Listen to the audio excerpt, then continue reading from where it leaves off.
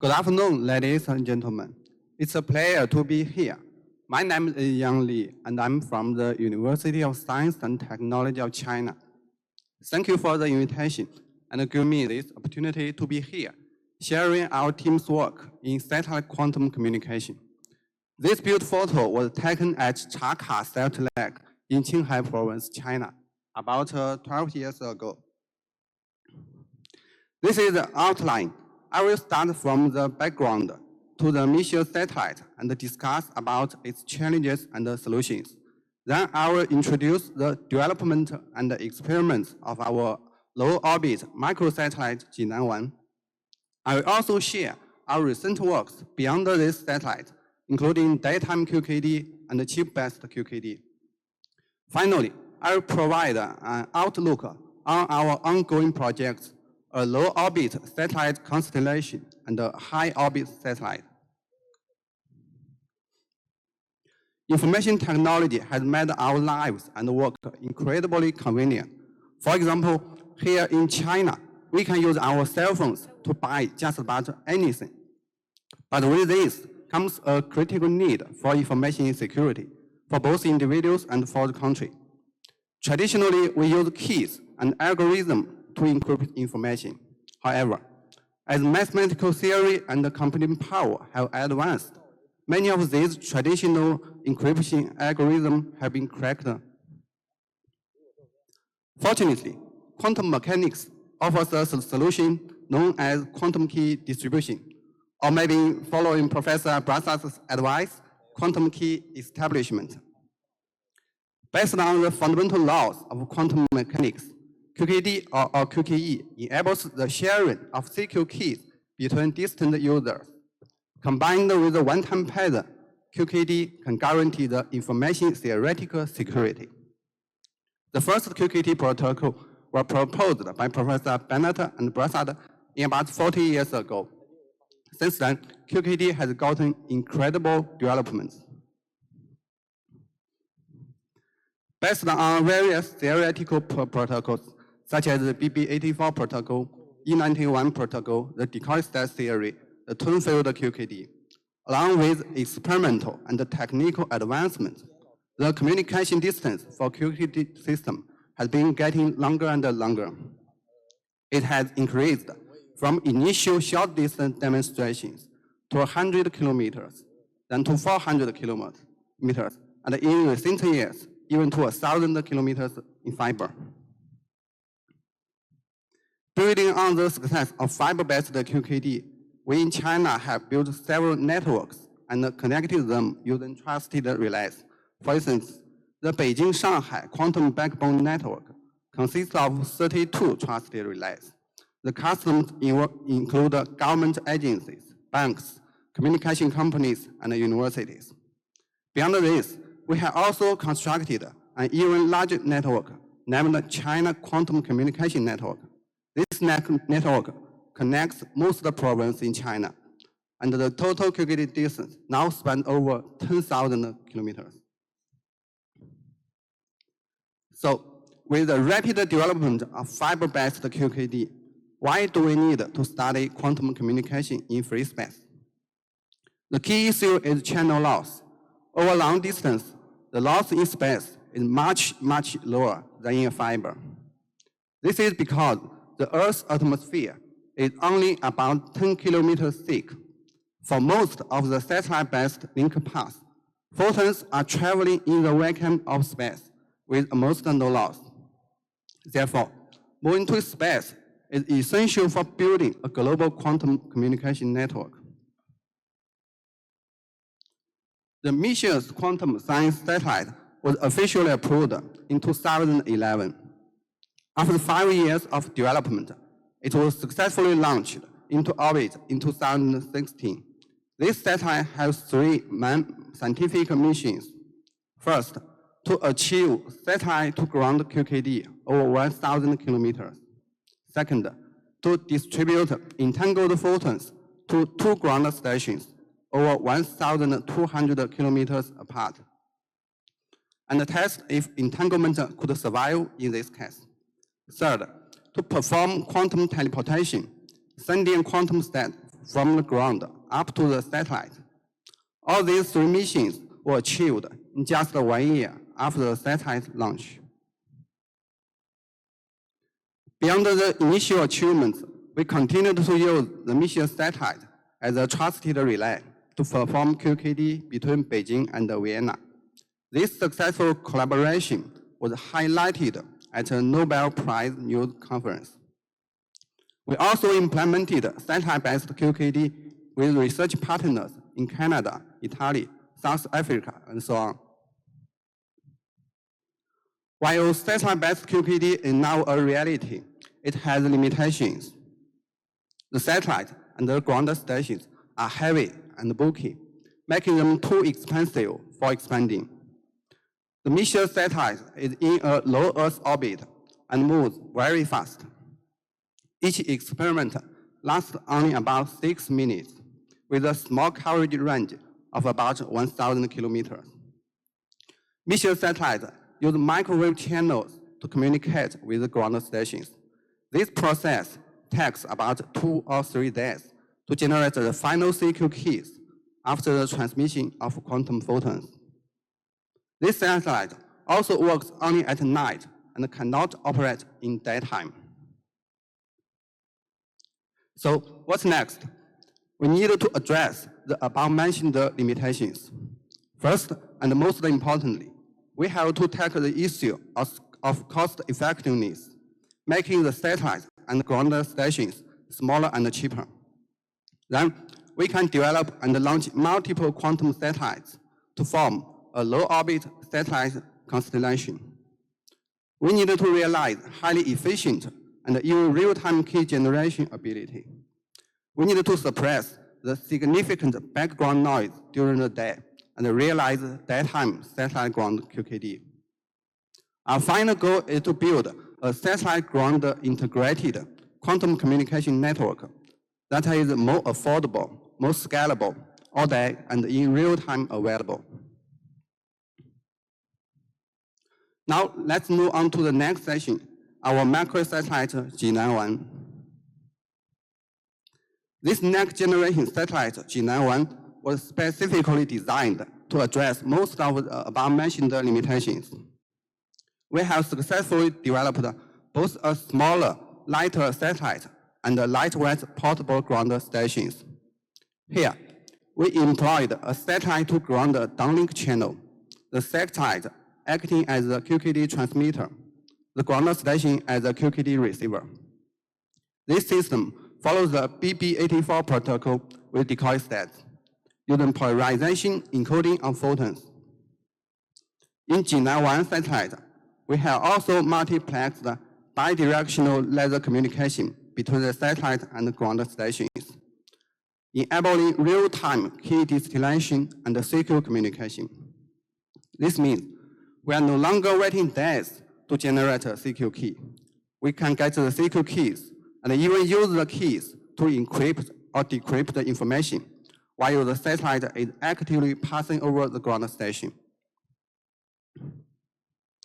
When we started to design the G91 satellite, we first faced a trade-off between the satellite and the ground stations.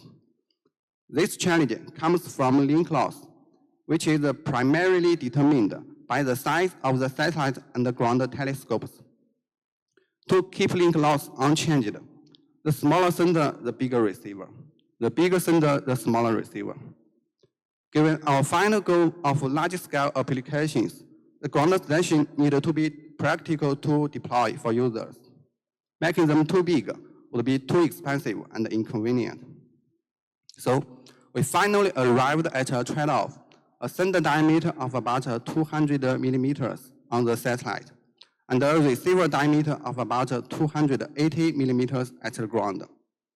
In this case, the estimated geometric efficiency was about minus 30 dB at a distance of 1,000 kilometers.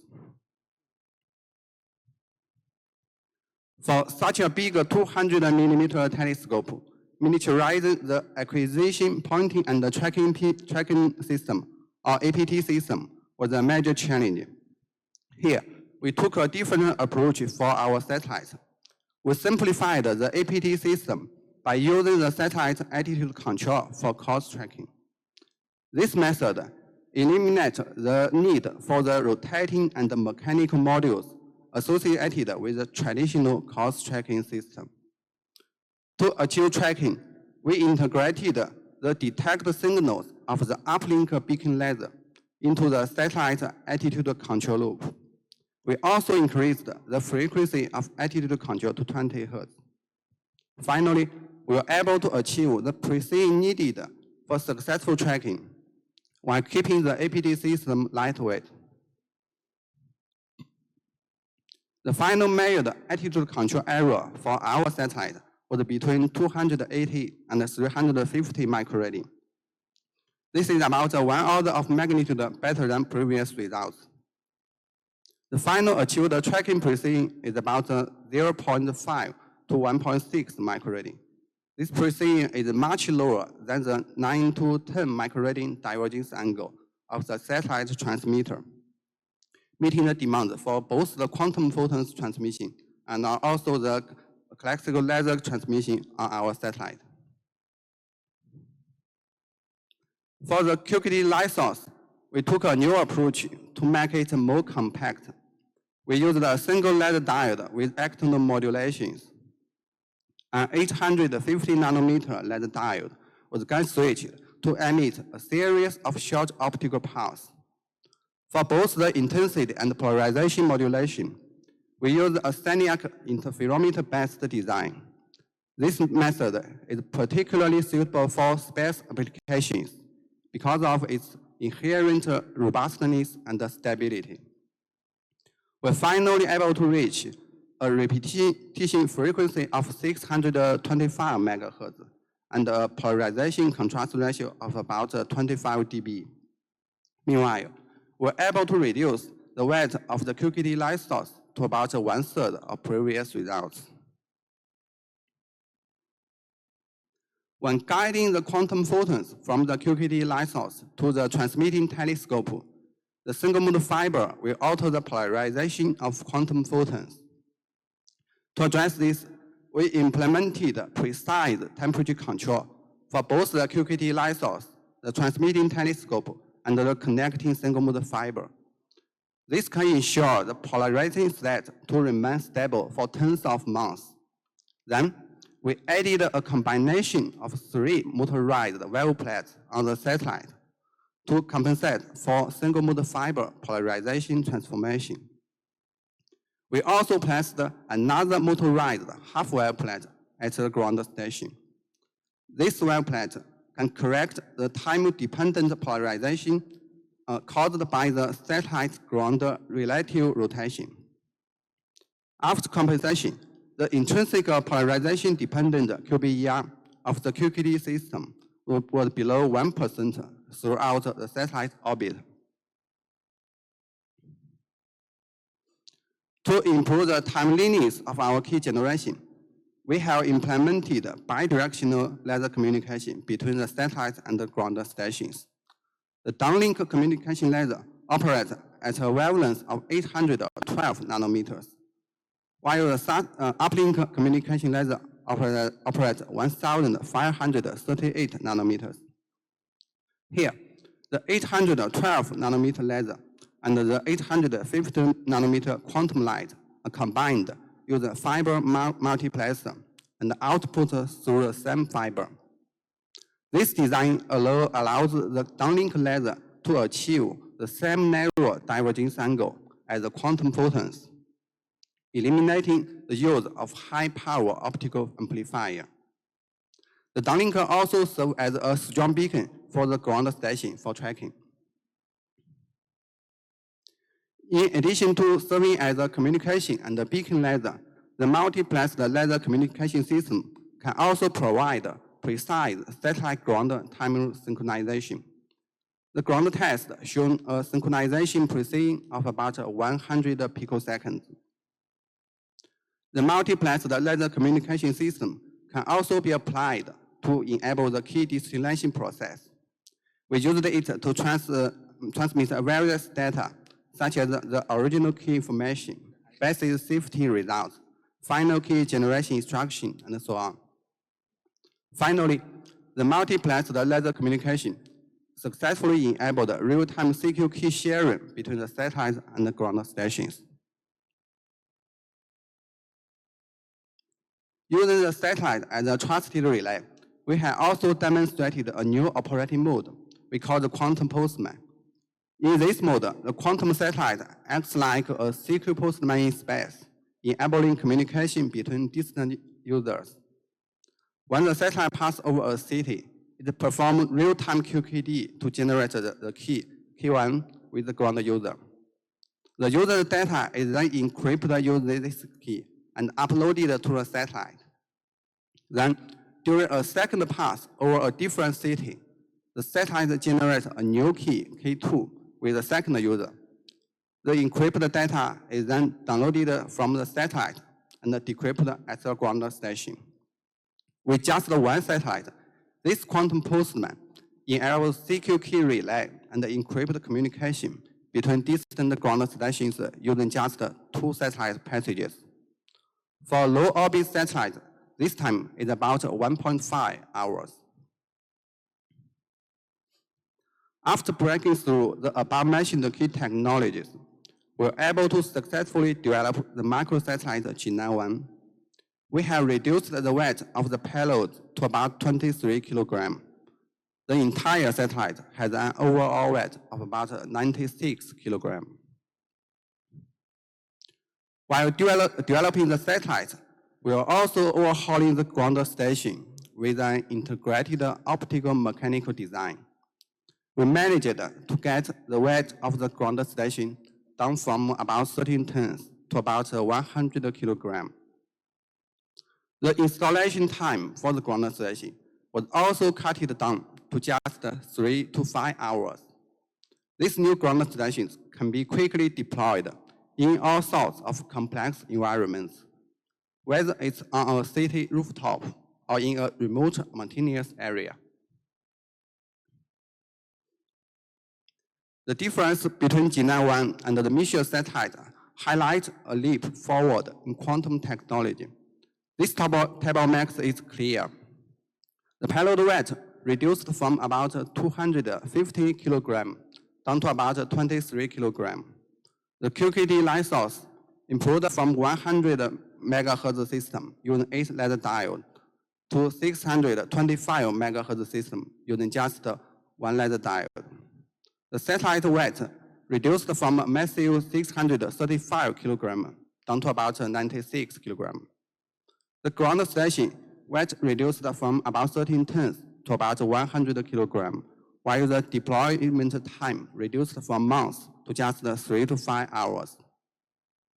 Key destination improved from offline and taking 2 or 3 days to being completely inline and real-time.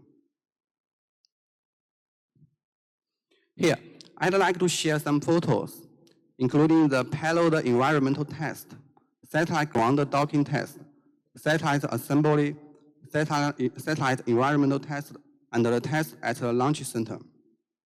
The development process of the satellite was a very difficult time for all of us, especially while we were working through the COVID-19 pandemic. But finally, our hard work paid off, and we got the job done. On July 27, 2022, about 3 years ago, the satellite G91 was successfully launched into orbit from the Jiuquan Satellite Launch Center, China. After the satellite's successful launch, we began performing real-time QKD between the satellite and the ground stations. This figure is a typical experimental procedure of a satellite orbit. About 5 minutes before entering the shadow zone, the satellite uses its flywheels to control its attitude and for course tracking. Then, the satellite and the ground station start the bidirectional APT process. When the satellite reaches an elevation angle of about 10 to 15 degrees, the satellite and the ground station achieved stable APT. The optical link is firmly established, and the QKD experiment began. Here gives the experimental results of orbit. In figure B, You can see the distance between the satellite and the ground stations shown by the red line. The blue line shows detected photon counts over time. In Figure C, the blue line shows the QBA, calculated for every 100 kilobit packet of sifted keys. The red line shows the final CQ keys with privacy amplification performed every 500 kilobit packet of sifted keys. During the entire data collection time of 6 minutes, the QBER was as low as 0.8%. We were able to generate about 400 kilobits of final CQ keys during this satellite pass. The results prove that our real-time QKD system works effectively. We continue to conduct satellite-to-ground QKD experiments using multiple portable ground stations in various locations, including the urban cities of Jinan, Hefei, Wuhan, Beijing, as well as in Stellenbosch, South Africa, and also in the mountainous area of Nanshan. The maximum amount of CQ keys during a single satellite pass was up to 1.07 million bits. A result proves the feasibility and robustness of our new portable ground stations. After realizing QKD between the satellite and the ground stations, we were able to ready to demonstrate our quantum postline mode. Using this method, we transmitted 2 images between China and South Africa using the one-time paired encryption.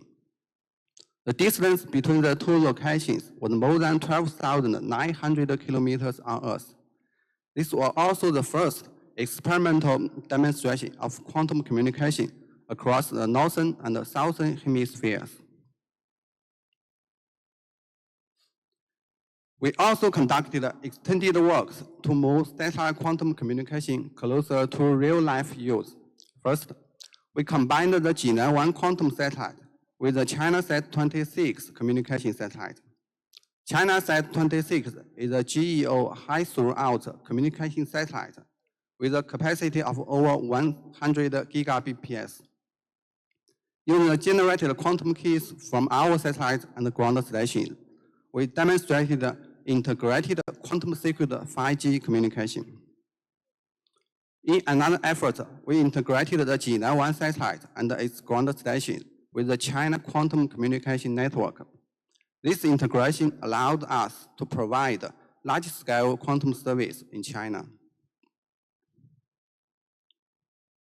We also multiplexed post-quantum cryptography, or PQC, into our satellite-based QKD system, demonstrating the satellite-based QKD network with PQC authentication.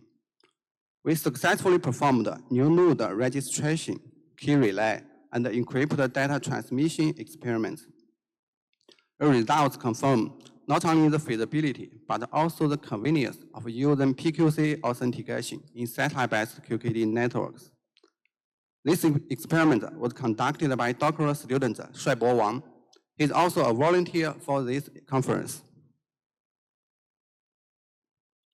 Next, I'd like to share our recent work beyond this microsatellite. The Jinan-1 satellite has made significant progress, but it still has one major drawback. It can only operate at night. The next key challenge we are focused on is realizing daytime satellite-to-ground QKD. This will extend the available time for satellite-based applications. However, during the day, the background noise due to solar radiation is more than 5 orders of magnitude higher than that at night. This huge background noise completely drowns out the weak quantum photons, making the QKD system cannot work. To tackle this challenge, we need to suppress the daytime background noise by using multi-dimensional filtering, including spectral filtering, temporal filtering, and spatial filtering. Spectral filtering works by narrowing the optical bandwidth of the received light, blocking background noise photons at unwanted wavelengths. Temporal filtering suppresses background noise by using a very short gate to select quantum photons that arrive at a specific time. Spatial filtering blocks the background noise by limiting the field of view of the free space receiver, collecting only the intended photons. Beyond these filtering methods, we are also exploring wavelength optimization. We need to select a specific wavelength for our quantum communication that can minimize the background noise. For example, the infrared 1550 nanometer band benefits from reduced solar radiation compared to the 800 nanometer band. In 2021, we successfully demonstrated a free space QKD over a 20-kilometer terrestrial channel, effectively covering all the 24 hours of the day in Xinjiang province. To achieve this, we selected the 1550 nanometer band to reduce background noise. We developed an integrated spectral filter to realize a narrow filtering line width of about 30 pm, with an efficiency of about 74%. We also integrated bidirectional laser communication into this QKD system, enabling real-time key distillation in daytime. During the field experiments, the achieved average efficiency of the QKD system varied from about -43 dB to -35 dB for each hour. The QBER remained low, ranging from about 0.9% to about 2.2%. The final Q rate was about 500 bits per second in average. Recently, we are also exploring the use of an 854 nanometer Fraunhofer line to suppress daytime noise and perform QKD experiments. The Fraunhofer lines are a set of spectral dark lines due to solar atmosphere absorb. This 854 nanometer wavelength is particularly advantageous because it's very close to our 850 nanometers used by existing quantum satellites. This means we can use much of our satellite hardware and ground station hardware, making the transition from night to daytime operation far more efficient. Another major challenge in daytime communication is atmosphere turbulence. Turbulence will distort the laser beam's wavefronts and significantly degrade the single-mode fiber coupling efficiency. To address this issue, we have developed a deep learning-based adaptive optics system. This AO system can actively correct for the wavefronts and improve the single-mode fiber coupling efficiency. Using this Fraunhofer line, we achieved an additional background noise reduction of about 5 dB. The single-mode fiber coupling efficiency was also improved by 1.4 to 5.2 dB using our deep learning-based AO system. The proposed AO system can operate reliably even under the strong atmosphere turbulence during daytime. We then successfully validated all-day QKD over a 7-kilometer free space channel in the urban area of Shanghai. The system demonstrated continuous operation and could tolerate a maximum channel loss exceeding 62 dB. This channel loss is compatible with the loss of using high-orbit satellites, proving the feasibility of GEO satellite-based daytime QKD. This experiment was conducted by Dr. Li Yinghan. For more details, please follow the poster number 174. In addition to the daytime QKD experiments, we also test the performance of the satellite ground APT system using existing quantum satellites. We successfully achieved stable satellite ground APT as well as bidirectional laser communication in daytime. These efforts laid a solid foundation for the follow-up projects of daytime satellite QKD.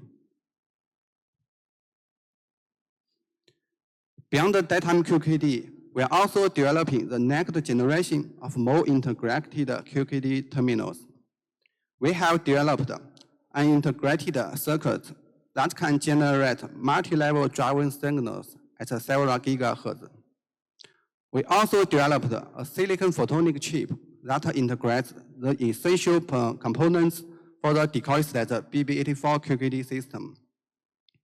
To verify their reliability, we also test both the electronic circuits and the photonic chips against complex space environments, such as radiation and vibration. Using these chips, we built a desktop chip-based QKD system to test their performance. We also hybridized the electronic circuits, silicon photonic chips, and the LED diode chip into a more compact QKD light source module. This QKD light source module has a diameter of a few centimeters, and its modulation rate was enhanced up to 3.3 gigahertz. Using this module, we also realized a key rate reaching up to 2.8 megabps for a 100 kilometer standard fiber. This experiment was conducted by Dr. Zhao Yuancheng. Using these chips, we continue to develop a more compact chip-based QKD terminal. This terminal fully integrates all critical functions, including controlling electronics, QKD light source, random number generator, laser communication module, and the post-processing module. This terminal is roughly an order of magnitude lighter than the one used on the Jidan-1 satellite, and meets the lightweight requirements of the follow-up satellites. Finally, I will conclude with an outlook. Building on all the technological expertise we have gained, we are now planning our next major project, a low Earth orbit quantum satellite constellation. Our plan is to launch 3 to 4 quantum satellites in the next 2 years, combined with a large number of ground stations to form a LEO satellite constellation. With this constellation, we will explore scientific goals, including daytime satellite ground QKD and inter-satellite QKD. At the same time, we will also promote the development of a wide range of applications and services, moving satellite quantum communication into real-life use. In parallel with our LEO satellite constellation project, our team is also developing a high-orbit quantum satellite. This satellite will be ready in the next 2 or 3 years. With this new platform, we will explore quantum communication from a high-orbit satellite for the first time. This will address the limitations of low-orbit satellites, enabling both large area coverage and long communication time. We will develop 2 QKD payloads and the optical telescope on the satellite. When combining them, we can achieve real-time key relay and encrypted communication between distant users. Beyond the satellites in China, several other plans for quantum satellites have been proposed and demonstrated. For example, there are Germany's QUBE, US's SEAQUE, the UK's QULRC, and the Europe's Eagle-1 project. Space-based quantum communication now has entered a new era. It's no longer just a scientific experiment. We must push it out of the lab and into people's daily lives. In this process, we believe it's essential to move toward international standardization. To this end, we have already conducted 2 technical reports on standardization in the field of satellite-based QKD. One for the ITU, focusing on standardization considerations of satellite-based QKD network, and one for the ISO, focusing on the effects of the different transmission media on the security evaluation of QKD. We hope to collaborate with international peers to advance the development of space quantum communications through not only the theoretical and experimental research, but also standardization research. Our long-term goal is to build a satellite-ground integrated quantum communication network. We envision a future with many quantum satellites in the space and wide area fiber networks on the ground. All of them will work together to form a truly global scale computing network. We hope that quantum technologies will help secure messages in the very near future. At last, thanks to our cooperators from USTC, JIQT, SITP, Microsat, Quantum CTEC, and Quantum Net. And welcome to Corporations. This is our group regarding to satellite. The leader is Professor Jianwei Pan. We developed the Micius satellite, the payload in Tiangong 2 Space Lab, the Jinan satellite, and the upcoming LEO satellite constellation and the GEO satellite. Thank you for your attention, and hope you all have a nice time here.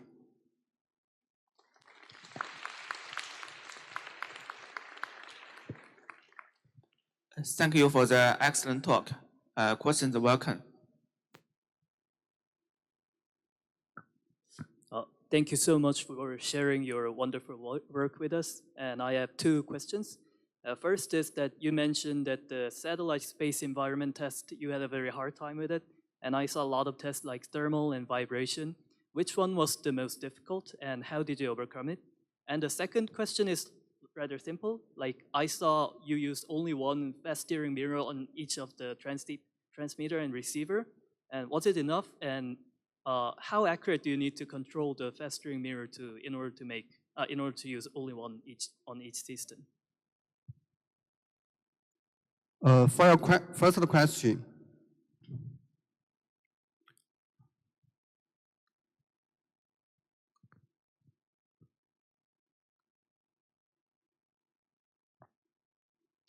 here?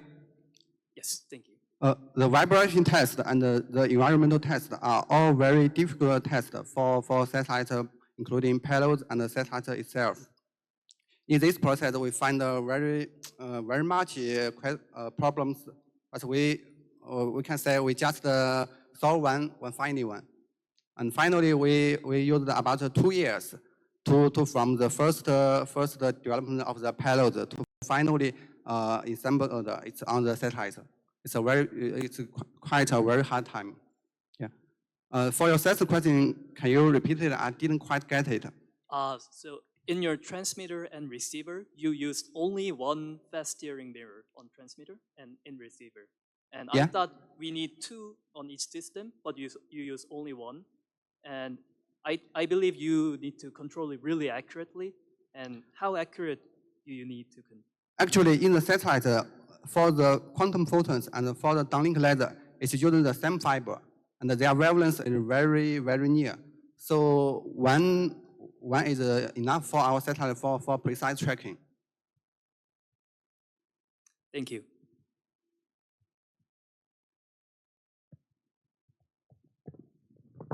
Thank you for the very interesting presentation. I have one question about the random number generation of the Jinan satellite. So is it based on a quantum random number generator? Is there a random expansion? Or in Jinan satellite, the random number generator is the physical random number generator. But in the following satellites, we will employ quantum random generator in the satellite payload. Thank you.